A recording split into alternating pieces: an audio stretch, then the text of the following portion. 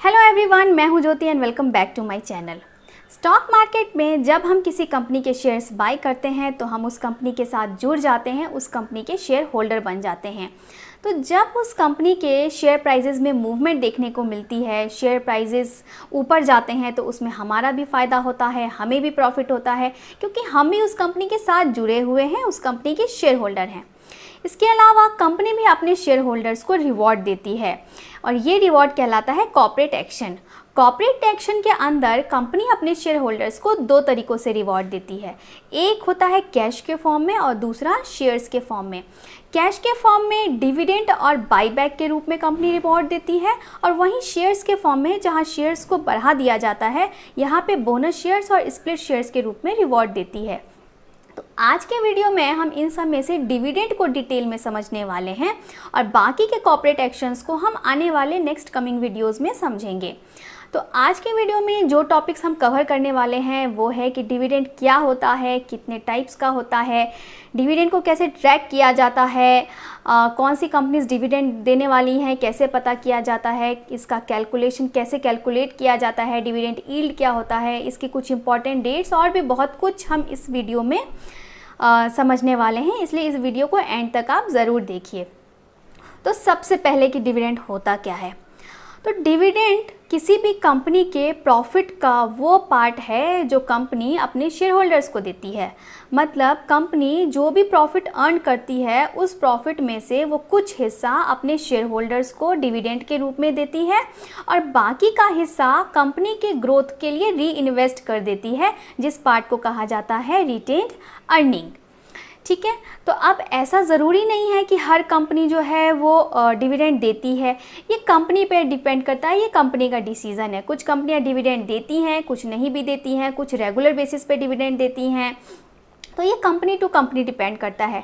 कुछ कंपनियां ऐसी भी होती हैं जो लॉस में दिखती हैं लेकिन डिविडेंड देती हैं। तो ऐसा ज़रूरी नहीं है कि कंपनियां अगर फ़िलहाल इस साल लॉस में है तो कंपनी जो है वो अच्छी नहीं है। हो सकता है कि कंपनी का जो ओवरऑल कंपनी जो है वो प्रॉफिटेबल है लेकिन इस साल कंपनी लॉस में है, तो वहाँ पे कंपनी अपने रिज़र्व में से, अपने एथिक्स को मेंटेन रखने के लिए अपने रिज़र्व में से अपने शेयर होल्डर्स को डिविडेंड देती हैं। तो ये totally company to company depend करता है कि कंपनी को डिविडेंड देना है या नहीं देना है। अब ये डिविडेंड कौन से बेसिस पे दिया जाता है। तो डिविडेंड जो है वो पर शेयर के बेसिस पे दिया जाता है। मतलब जितना भी शेयर्स आपका किसी कंपनी में है उस शेयर्स के प्रोपोर्शन में आपको डिविडेंड दिया जाता है।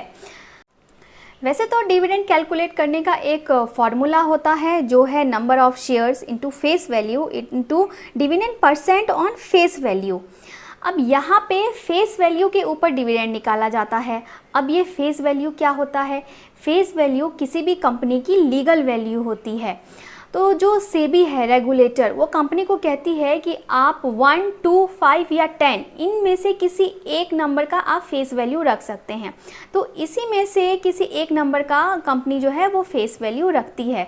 तो मान लीजिए किसी कंपनी का शेयर प्राइस है 300 रुपये, तो उसमें से 10 रुपये अगर कंपनी का फेस वैल्यू है तो 290 रुपीज़ उस कंपनी का हो गया ब्रांड वैल्यू। तो कंपनी जो डिविडेंड डिक्लेयर करेगी वो अपने फेस वैल्यू पे 10 रुपीज़ पे डिक्लेयर करेगी। ये होता है फेस वैल्यू। तो यहाँ पे आपको इसके पीछे जाने की ज़रूरत नहीं है। आपको बस इतना समझना है कि आपको कंपनी जो है वो आपके शेयर के प्रोपोर्शन में आपको डिविडेंड देगी। जितने भी नंबर ऑफ शेयर्स आपके उस कंपनी में हैं उसी के प्रोपोर्शन में आपको उस कंपनी से डिविडेंड मिलेगा। ये हो गया। अब हम नेक्स्ट बात करने वाले हैं कि डिविडेंड कितने टाइप्स के होते हैं। अब यहाँ पे कंपनीज जो हैं वो ड्यूरिंग द फाइनेंशियल ईयर कभी भी डिविडेंड पे कर सकती हैं। तो जो dividend companies during the financial year मतलब साल के बीच में देती हैं वो होता है इंटरिम डिविडेंड, और जो डिविडेंड फाइनेंशियल ईयर के एंड में दिया जाता है वो होता है final dividend. Interim dividend during the financial year company कभी भी पे कर सकती है, सेमी एनुअल बेसिस पे या क्वार्टरली बेसिस पे, जबकि फाइनल डिविडेंड जो है वो फाइनेंशियल ईयर के एंड में ही दिया जाता है। अब ये कंपनी पे डिपेंड करता है, ये कंपनी की मैनेजमेंट का डिसीजन होता है कि उनको कब डिविडेंड पे करना है। इसके अलावा एक स्पेशल डिविडेंड भी होता है जो कंपनी अपने शेयर होल्डर्स को तब देती है जब कंपनी की परफॉर्मेंस बहुत अच्छी है, कंपनी प्रॉफिटेबल है, कंपनी बहुत अच्छा परफॉर्म कर रही है। तो ऐसे सिचुएशंस में कंपनी जो है अपने शेयर होल्डर्स को स्पेशल डिविडेंड देती है। अपने शेयर होल्डर्स को अट्रैक्ट करने के लिए, मेंटेन रखने के लिए कंपनी जो है वो स्पेशल डिविडेंड भी देती है। अब इन सब में से कुछ भी जो है वो फिक्स नहीं है, कुछ भी ज़रूरी नहीं है कि कंपनी को ये डिविडेंड देना ही है। ये कंपनी टू कंपनी डिपेंड करता है। ये कंपनी की मैनेजमेंट का डिसीज़न होता है कि उनको कब डिविडेंड देना है, कितना देना है, नहीं देना है। तो ये अलग अलग कंपनी का अपना अलग अलग डिसीज़न होता है। अब यहाँ पे हम एक एग्ज़ाम्पल देख लेते हैं एक फाइज़र कंपनी का, जो एक फार्मा कंपनी है, कि इस कंपनी ने कैसे कैसे कब कौन सा डिविडेंड दिया है। तो यहाँ पे आप देख सकते हैं कंपनी ने 2017 में डिविडेंड दिया था, मतलब इंटरिम डिविडेंड दिया था, स्पेशल डिविडेंड भी दिया था। 2018 में भी कंपनी ने डिविडेंड दिया है, फाइनल डिविडेंड भी दिया है। तो इस तरीके से हम देख सकते हैं कि कैसे कंपनीज जो हैं डिविडेंड पे करती हैं। अब डिविडेंड से रिलेटेड नेक्स्ट सबसे इम्पॉर्टेंट पॉइंट जो है डिविडेंड से जुड़ी कुछ इम्पॉर्टेंट डेट्स। ये इम्पॉर्टेंट डेट्स हैं declaration date, record date, ex dividend date और पेमेंट डेट। इन सबको हम एक एक करके अलग अलग समझते हैं। सबसे पहले आता है डिक्लेरेशन डेट। डिक्लेरेशन डेट वो डेट होता है जिस दिन कंपनी एजीएम रखती है और उस एजीएम में कंपनी के बोर्ड ऑफ डायरेक्टर्स और कंपनी की मैनेजमेंट ये डिसीज़न लेती है कि उनको कितना डिविडेंड देना है, कब डिविडेंड देना है। इन सभी चीज़ों का इस एजीएम में डिसीज़न लिया जाता है और पब्लिक के बीच में डिविडेंड का अनाउंसमेंट किया जाता है। दूसरा डेट है रिकॉर्ड डेट।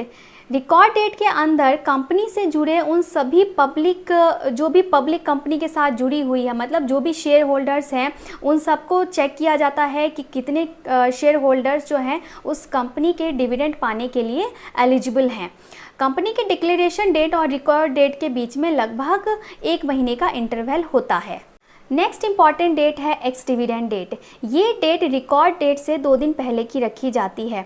तो जिनकी भी होल्डिंग एक्स डेट से पहले की है वो सभी शेयर होल्डर्स इस डिविडेंड के लिए एलिजिबल हो जाते हैं। और अगर कोई ऐसा पर्सन है जो उस कंपनी के डिविडेंड को पाना चाहता है लेकिन वो उस कंपनी का शेयर होल्डर नहीं है, तो एडवाइजेबल है कि वो उस कंपनी के डिविडेंड को पाने के लिए एक्स डेट से 1 दिन पहले उस कंपनी के शेयर्स को बाय कर ले, ताकि रिकॉर्ड डेट तक उसका नाम भी जो है शेयर होल्डर्स की लिस्ट में मेंशन हो जाए। क्योंकि यहाँ पे T+2 का फॉर्मूला चलता है, ट्रेड प्लस 2 डेज का फॉर्मूला चलता है। जब भी आप किसी कंपनी के शेयर्स बाय करते हो तो उसकी सेटलमेंट में 2 दिन का टाइम लगता है। 2 दिन के बाद ही वो आपके अकाउंट में रिफ्लेक्ट होता है। तो जब रिकॉर्ड डेट आएगा तब तक आपका नाम भी वहाँ शेयर होल्डर्स की लिस्ट में आ जाएगा और आप भी इस कंपनी के डिविडेंड के लिए एलिजिबल हो जाएंगे। लास्ट डेट होता है पेमेंट डेट। ये वो डेट होता है जिस दिन फाइनली आपके अकाउंट में ये डिविडेंड आ जाता है। अब इन सभी डेट्स को आप कहाँ से चेक कर सकते हैं, आने वाले दिनों में कौन सी कंपनियां डिविडेंड देने वाली हैं, इसको कहाँ से आप पता कर सकते हैं, इन सब चीज़ों के बारे में मैं आपको वीडियो के एंड में प्रैक्टिकली दिखाऊंगी। इसलिए इस वीडियो के साथ एंड तक बने रहिए।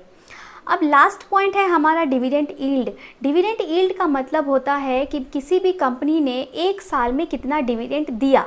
तो डिविडेंड यील्ड कैलकुलेट करने का भी एक फॉर्मूला होता है जो है dividend declare in last 1 year upon current market price into 100। तो ऐसी बहुत सारी कंपनियां हैं जो बहुत ज़्यादा डिविडेंड देती हैं, लेकिन अगर प्राइस वाइज आप देखेंगे तो वो बहुत अच्छा परफॉर्म नहीं कर रही हैं। तो आपको सिर्फ डिविडेंड के बेसिस पे किसी कंपनी को चूज़ नहीं करना है। जैसे अगर यहाँ पे एग्जांपल ले कोल इंडिया का। अब कोल इंडिया जो है वो 8 to 9% का डिविडेंड देती है, लेकिन प्राइस वाइज आप इसका परफॉर्मेंस अच्छा नहीं देखेंगे। तो आपको ऐसी कंपनीज़ को सेलेक्ट नहीं करना है। आपको देखना है कि कौन सी कंपनीज़ ग्रोथ ओरिएंटेड है, कौन सी कंपनीज़ प्रॉफिटेबल है, ऐसी कंपनी में आपका पैसा बनेगा। जैसे कि डी मार्ट का एग्जाम्पल ले सकते हैं। अब डी मार्ट जो कंपनी है वो डिविडेंड नहीं देती है, लेकिन अगर आप डी मार्ट का परफॉर्मेंस देखेंगे तो कंपनी ग्रोथ ओरिएंटेड है, कंपनी प्रॉफिटेबल है, ऐसी कंपनीज में पैसा बनता है। तो इसलिए अगर आप पैसा बनाना चाहते हैं तो आप डिविडेंड के बेसिस पे नहीं, कंपनी के ग्रोथ ओरिएंटेशन के ग्रोथ के बेसिस पे आप कंपनी को सेलेक्ट करेंगे। तो ये सारी चीज़ें थी डिविडेंड के बारे में कि डिविडेंड क्या होता है।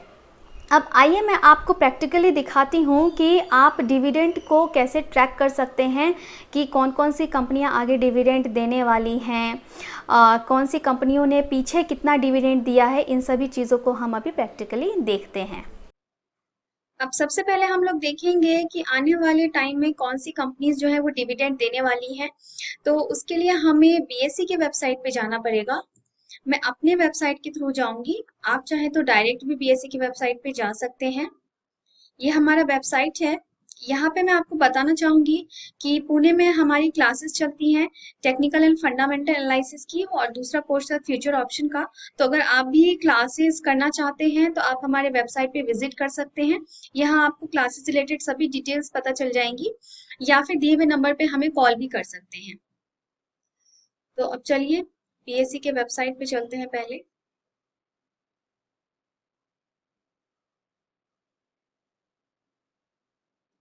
यहाँ पे स्टॉक मार्केट रिलेटेड सभी यूजफुल लिंक्स हैं।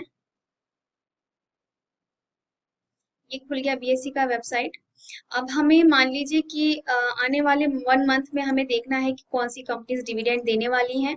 तो उसके लिए हम सिर्फ डेट डालेंगे, डिविडेंड सेलेक्ट करेंगे। अगस्त तक का मैं देख लेती हूँ।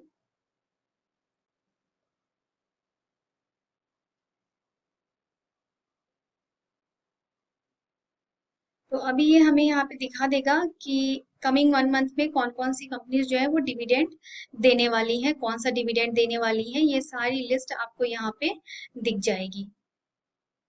इनका आपको रिकॉर्ड डेट, एक्स डेट, जो भी हमने डिस्कस किया है अभी वीडियो में, वो सभी चीजें आपको यहाँ पे डिटेल्स दिख जाएंगी।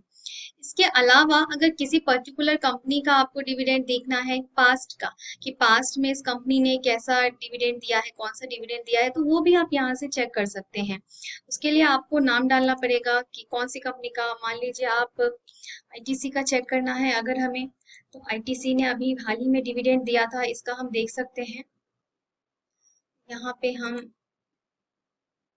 मान लीजिए लास्ट 2 इयर्स का देख लेते हैं कि लास्ट 2 इयर्स में इसने कैसा डिविडेंड दिया है।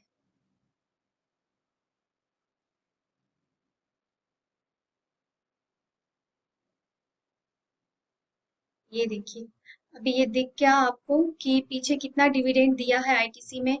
2019 में भी दिया था इंटरिम डिविडेंड, 2020 में अभी फिलहाल ही इसी महीने में दिया था इस कंपनी ने डिविडेंड। तो ये सारी चीजें आपको बीएसई के वेबसाइट से पता चल जाएंगी। एक और है, दूसरा है हमारा एक screener.in से भी आप पता लगा सकते हैं। screener.in पे आपको कौन सी कंपनी का देखना है, मान लीजिए एचडीएफसी का हम देखते हैं।